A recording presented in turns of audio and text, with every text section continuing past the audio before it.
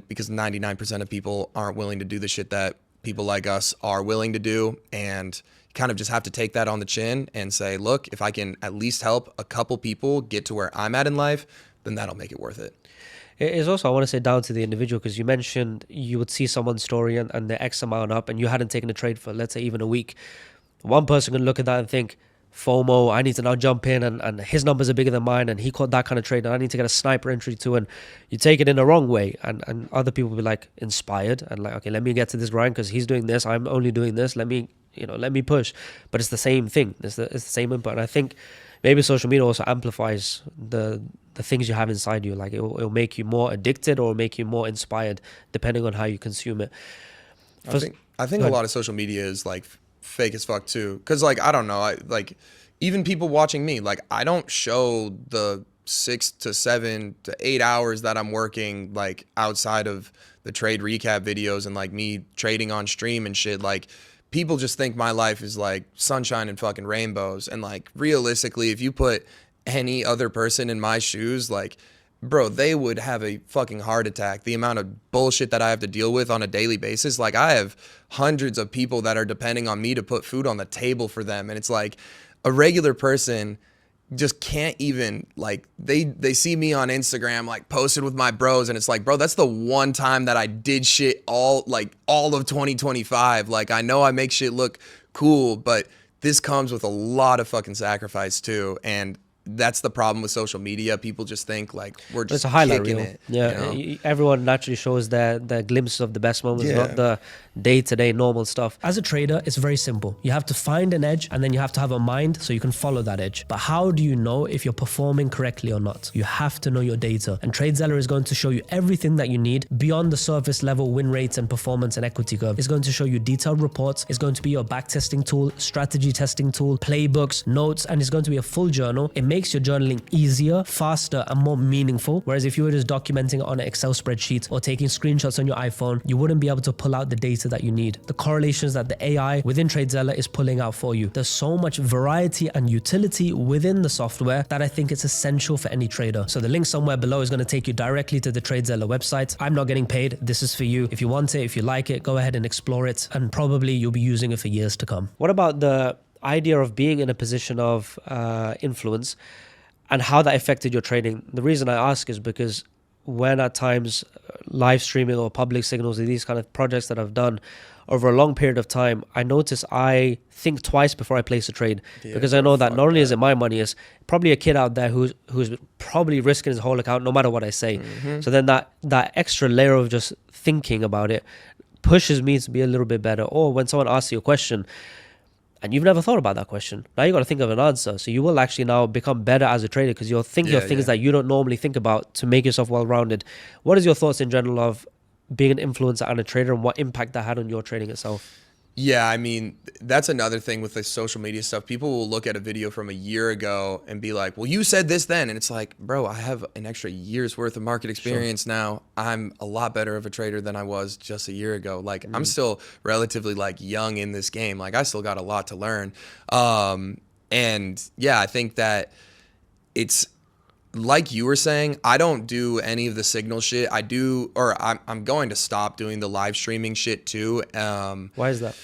Because it's a mix of things. Because when I was doing the live streams, I wasn't showing the trades that I was taking on stream. And I'm like against the signal stuff because it's like, again, like you were saying, someone's going to risk their whole account on the trade that you're taking. And then also I think that, this is just my personal opinion, I think the signals is feeding super heavily into the get rich quick ideation of trading. It's like, oh, bet I can just get in here, pay this dude $150 a month and I'll be rich because he's doing it well. And then it's literally pressing pause on them being able to learn how to trade because they're just fully dependent on the trader that they think is just going to take them to the promised land. So that's why and that's also what I noticed with the streams. Even though I wasn't saying the trade that I was taking, I was marking out confluences and I was talking about it. And like the chat's like, he entered. And it's like, man, so I'm stopping that and I'm going to go into where I'm just recording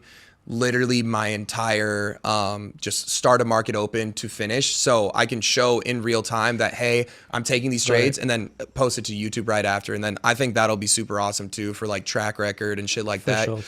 Whether I take a trade, whether I lose a trade, whether I don't take a trade, I'm going to be uploading a video. So it's like, y'all can suck on this one and tell me like I'm not doing this shit. Yeah, I think what you're saying makes totally sense. Of you don't want people to be dependent, and if they can just sit and watch you, why are they going to go learn themselves?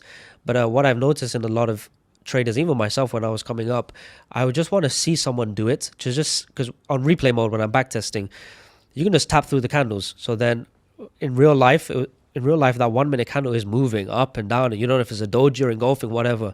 And every second is a new emotion. Whereas in replay mode, you just tap, okay, it was that candle, tap, tap, tap. And I think just watching someone, how they think, how they act in these moments where it is slow pace, and you say, is this a lower low or is this a liquidity run? People just want to watch. So I think doing it pre-recorded to stop that, it makes a lot of sense. With your own trading now, what is your goal with it? Because you are now very well financially established.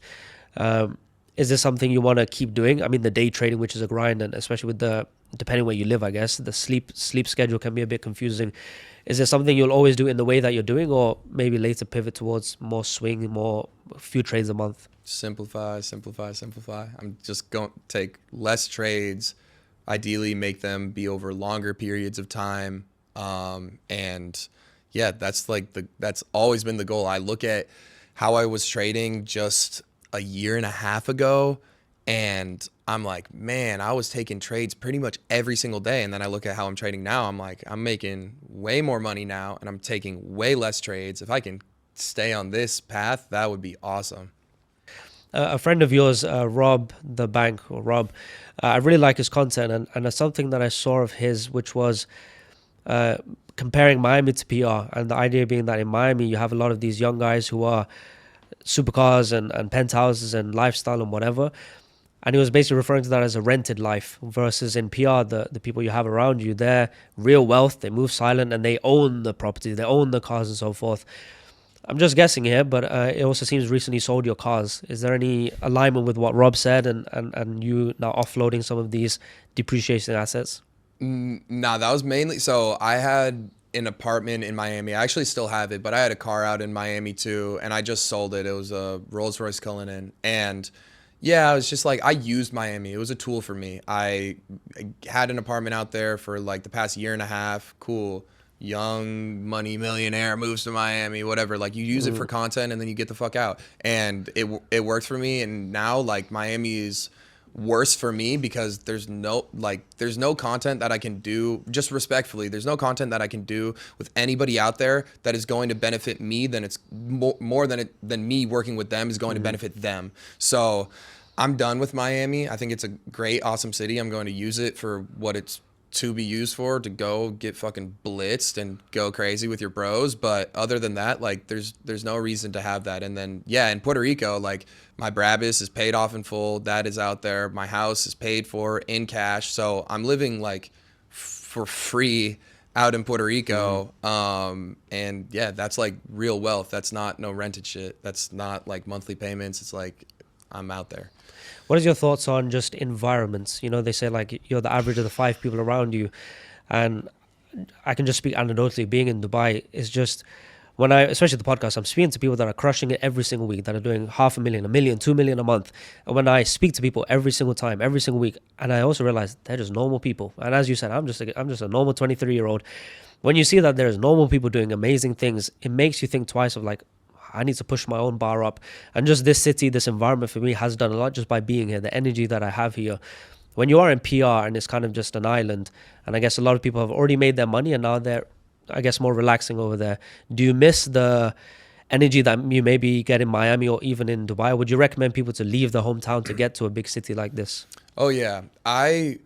Before I moved to Puerto Rico, I was living in Utah because I went to school at the University of Utah, and then I dropped out, and then I stayed like an extra 8-ish months, like pretty much a whole extra year there. And it was horrible. I literally, like, I made a whole bunch of money, and then like I continued to try and take my own life. Like, it was horrible. I was super, super depressed. And yeah, like that environment was horrible for me because I love all my college friends. I'm literally going to go watch them graduate, like in a couple days, and they're my fucking dogs. But they were just doing things where it was like, man, I would wake up early, I would like film content, I would trade, and then they're like, oh, let's go play basketball, let's go get food. And I was just sitting there thinking like, man, this life isn't really for me. And then tax season came around and I made a whole bunch of money in crypto. And my dad's cousin does like a whole bunch of shit with taxes. So I called him up and I was like, yo, I need help. And he was like, he lives in the U.S. Virgin Islands, which has a similar tax act. And he was like, you should check out Puerto Rico. So very next week, I took a flight out there. Oh, it was a quick move. Oh, Okay. yeah. Took a flight out there and I checked it out. And I was like, for whatever reason, I was like, I just have to do this. And then, yeah, I got the place right after that. And then I just told my bros, like, yo, sorry, like I'm dipping out of here. And moving to Puerto Rico changed my life forever because I got out there. I had no friends. I was by myself. I was like one of the young, still to this date, like the youngest kid on the island that's like out there for the tax act. And I was looking around and I was like, I don't have guys to go out to eat with. I don't have guys to play sports with. Lock in. I just have to work. Yeah. And that's what blew me up on social media. Like I started the whole like day trading boot camp that a lot of people love watching. I made a video every single day for 60 days straight. That was like pretty much 30 minutes to an hour long. And it was like, I didn't have any friends. I didn't have anything to do besides work, and changed my life forever.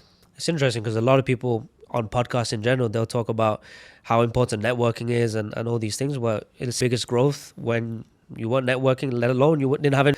What is your thoughts in general of like locking in and periods of isolation versus go out, speak to people, get ideas, get energized? Where do you think success lies? You start out as a fucking nerd with no paper and no networking at this level. You have nothing to offer people. So you got to put yourself in a fucking cave. You got to get your paper up. You got to build something or build some sort of skill set to where you're at a point where these people over here are going to say like, hey, you're a cool guy. We're making similar amounts of money or whatever. Like then there's some sort of alignment. But if you're over here and trying to network with these people over here, just like naturally, they will probably not really want to be around you because you're not working, you're not doing anything. Like you're just not going, it's not going to be the same energy. So yeah, I think the biggest thing is like, you got to lock in before you go and network. And honestly, I'm kind of against the whole networking thing. Networking happens naturally. Like if you really think that you're just going to be like strolling on the street and like go up to a dude that has a Rolex and like shake a hand and get a business deal done, you're fucking crazy. Networking just happens naturally. Like you will eventually have friends that are the same net worth as you. Like it just naturally happens because you're in places that you can afford, that they can afford, and those people just end up together. If you don't mind me taking the conversation here, but you mentioned a period in your life where the money was up, but your head was not. You're in a dark place, and I want to take it here because there's probably a lot of people watching that are in the dark place and don't even have the money up, but they use money as the hope. It's like, when my money's up, then I'll feel better, or then I can really start my life. What reflections do you have over that period of time? Yeah, I'm like the opposite. I thought that was my problem. I thought money was going to make me happy. I was like, I've dealt with mental health issues like my entire life. And I thought that money was the way out. And because I was like, this will make me free. This will let me do whatever I wanted. And I made a whole bunch of money, and then it made me even more depressed. And yeah, I tried to take my life like multiple times. And thank God that I wasn't able to do that. That he had bigger plans for me, which is awesome. And from there, it was kind of like, okay, look, money isn't the key to all this happiness shit. And like, I need to find happiness in something else. And honestly, like content low-key saved me. I'm an introvert at heart, which is like super crazy for anybody to hear me say because they see me on camera and they're like, this dude's fucking crazy. But I don't like talking to a lot of people. I honestly keep my friend group super, super close, but I can get my social battery out. And it's like when I'm making TikToks, when I'm making YouTube videos, like that's my social time. I feel like I'm just talking to my friends, and that's like what like kind of like cured my depression was like making TikToks and people like saying like, yo, this guy's cool, or like, yo, this guy's funny. And I'm like, wait, I'm cool. Like, I'm funny. Like, people like who I am. Cause at the time I fucking hated myself. And yeah, to be able to go from having a whole bunch of money, hating myself, and then making content and teaching people, that was another thing that brought me a bunch of happiness, was like being able to teach people how to change their lives and then seeing people's lives get changed because of what I'm doing. Like, that is just, that's what I'm here for. Like, just at the end of the day, I could give a shit about the money. Like, if I can make people happy, if I can make people whatever, like fucking giggle or make them some bread and that makes them happy, awesome. That's my goal, just to make other people happy. So the crypto bull market is well upon us, and with opportunities left, right and center, why not utilize other people's money instead of your hard-earned money? So introducing to you the world's first crypto prop firm, Bitfunded. And they've partnered up with an exchange to bring not only the world's first crypto prop firm, but actually a prop firm that has an exchange-like environment. Imagine as if you're trading on Binance. With all the benefits that prop firms bring, with the leverage you can have, or hundreds of thousands of dollars in buying power, utilizing other people's money, so your total risk is just a couple $100 max, or as cheap as $79. And with the special offer that they have going on right now for you as a Titans of Tomorrow viewer, if you buy 2 prop firm accounts, you'll get a third one for free. So click the link below this video to head over to the Bitfunded website and start to utilize other people's money to benefit from the crypto markets whilst minimizing your downside. I think a lot of people say that as just the thing to say, but I think when you phrase it in the way that that's what got you out of a dark time, so that's what really is bringing you the fulfillment, because the money didn't do it. When you had it or didn't have it, you felt the same. In the same breath, I want to ask, money as a whole, what is your views and relationship to it? Because if you were acquiring it and chasing it, and that was your vision from high school, and then you got it, but it didn't give you the feeling that you wanted, but at the flip side, it's giving you a life of, or you're in Dubai living life right now. Yeah. Is it all worth it? Like, is giving, sacrificing family, sacrificing time with loved ones, sacrificing, your 20s, let's say, to go and to go and get your money up, as opposed to just work hard, get a degree and get a nice job, and then you clock out 9 to 5, but you still earn enough to have a reasonable life. Is pushing so hard really worth it? Yes, it is. I think to an extent though, and I think this trip specifically, which is crazy that that it took me so long to realize this, this trip specifically made me realize that not that I shouldn't be working as hard as I have been, but just you have to take yourself out of that tunnel vision, just work. These are my goals, because that's how I was for I can't even tell you when like that whole thing started, but that's how it was all the way up until literally this past weekend when I went to Coachella with my friends, and I was like, you know what? I'm not going to make any TikToks. I'm not going to make a vlog out of this. I'm not going to touch my phone. I'm not going to look at any emails. And it was like the best weekend of my entire life. And I was like, wow, this is what making money is about. And I think sometimes, especially when you're younger, there is a time where you do have to just be face down in the fucking dirt and working your ass off for 1, 2, 3 years straight. But then once that happens, like, please, I'm begging y'all, like, there is so much more to life than just working and grinding and reaching those new levels, because they never fucking stop. There's always another level for you to go up to. There's always something else for you to be trying to reach. And your family's not around forever. You're not going to be in your 20s forever with some of your best friends on trips. And like, I literally just realized that like this week. So it's crazy, man. I'm a little bit older than you, and I saw this this TikTok, and it said, think about it, in your 20s you only have 10 summers. I was like, bro, I'm 29, I got 1 summer left. Like, this flies by, and life is precious. I want to also hear the flip side. I don't know if you're familiar, there was 2 brothers that went crazy viral this year that live in Dubai, the Anuha brothers, and they were on a rocket, man. They were young, rich, successful, and in shape. They had like everything going for them, and similar to yourself, man, at a young age, when you have it all, unfortunately they took another route, and you could see it in the vloggers. I could see it building up. Like, they're going hard, they're partying constantly, and you can already see it in their eyes and their faces, like they're taking substance they shouldn't be, but at least it was abroad. they slipped up, they did things here that they shouldn't have, and that's landed to them. I don't know what's going on, but it might be the rest of their life in jail or a significant amount, and that's crazy. But regardless of like outliers of ending up in jail, but just the path of hedonism, the path of drinking, partying, and girls, and the endless chase that it is, when you are at a young age and you are able to, because a lot of your peers at your age, they can't, because they're just haven't made themselves a man yet. When you can access it all at a young age, how do you deal with that temptation to not end up in a pit of degeneracy? It's a balance of everything, man. I think if anything, I was more heavy on the work side. And I think I'll always be more heavy on the work side. And I think that's how it should be.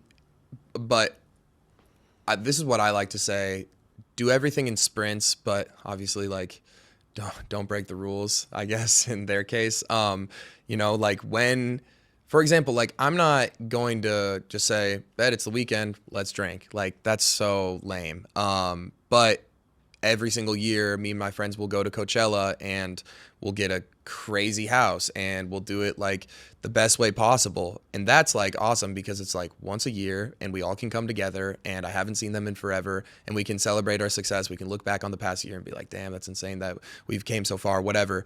So I think if you are going to go and do something like party and whatever, and I don't even do that often. I'm not going to lie. I've been this week has been a bit of like blitzkrieg for me, but I'm usually not doing this type of shit. You just, again, like be careful, and just like with the work and like the goals, there's levels to the other shit too. Yeah. You have to just have a good balance. I would say the majority of the time, put your head down, get your work done, try and find some wholesome shit in there too. Like go have fun with your bros without putting some shit up your nose. Go have fun with your bros, like go play in a fucking park or something, like. Or yesterday we went fishing. There's exactly, that's what I'm saying. It was like, the sickest thing, man. Exactly, yeah. Like wholesome shit with your friends. That's why I like Coachella, because I was like, we were out there playing soccer, we were like playing Keep It Up, like that shit's awesome, to be able to just do wholesome ass shit with your bros or like your family, to be able to go see your parents. That's what it's all about. I'm approaching 100 episodes